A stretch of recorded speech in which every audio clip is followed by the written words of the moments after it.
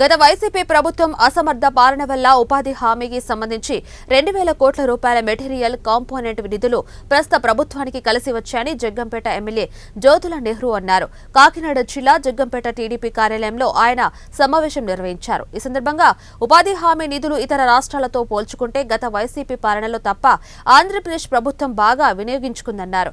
ప్రభుత్వం అధికారంలోకి వచ్చిన 60 రోజుల్లోపు CM Chandrababu, deputy CM Pawan Kalyan ఉపాధి హామీ పథకంపై రివ్యూ చేసి ఈ నిధులను బయటకు తీసుకొచ్చారన్నారు. కేవలం సిమెంట్ రోడ్లు, డ్రైన్స్ నిర్మాణం చేయడానికి, అలాగే గోకవరం మేజర్ పంచాయతీకి 10 కోట్ల రూపాయలు,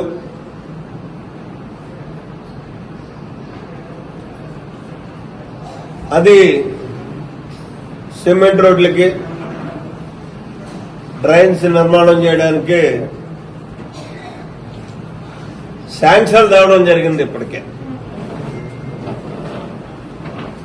కమిషనర్ పంచాయతీరాజ్ నుంచి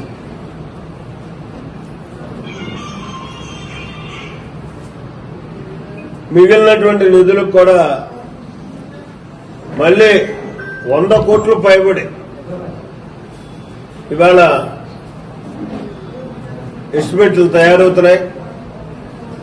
ప్రతి గ్రామంలోని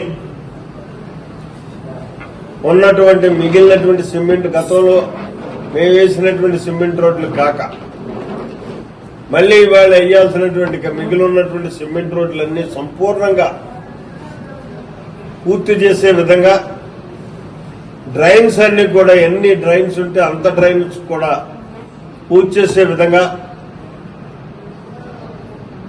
ఇవాళ ఎస్టిమేట్లు తయారు చేస్తున్నాం ప్రతి గ్రామానికి కూడా. అలాగే గ్రామాల నుంచి పొలాలకు వెళ్లేటటువంటి కొంత రోడ్లు అన్నింటినీ కూడా గ్రావెల్ రోడ్లుగా గతంలో వేశాం. నేను శాసనసభ్యుడిగా ఉన్నప్పుడు ఆనాడు చంద్రబాబు నాయుడు గారు ముఖ్యమంత్రిగా ఇచ్చినటువంటి నిధులు ఇచ్చినటువంటి సందర్భంలో మళ్లీ ఈరోజు కూడా ఆ పొంత రోడ్లని మెటల్ రోడ్లుగా కూడా తయారు చేయడానికి ఎస్టిమేట్లు తయారు చేయమన్నాను. నా కాన్సెప్ట్ కానీ, నా ఆలోచన కానీ ఇక్కడ 175 కాన్స్టిట్యున్సీలను లెక్కేసుకుంటే 100 కోట్లు వస్తుంది ఒక్కొక్క కాన్స్టిట్యున్సీకని.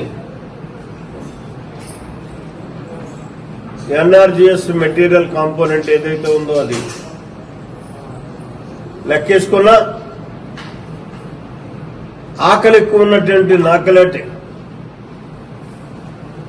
శాసనసభ్యులు సాధించుకోవాల్సింది సుమారు 150 కోట్ల వరకు కూడా నిధులు తేవాలనే ఆలోచనలోకి ఉంది. ఈ సెప్టెంబర్ నెలాఖరు లోపులోనే ఈ నిధులన్నింటినీ కూడా తెచ్చి 150 కోట్లని తెచ్చి పనులు మొదలు పెట్టించడం జరుగుతుంది. ఎస్టిమేట్లు 2-3 రోజుల్లో మొత్తం కంప్లీట్ అవుతాయి, లైన్ ఎస్టిమేట్స్.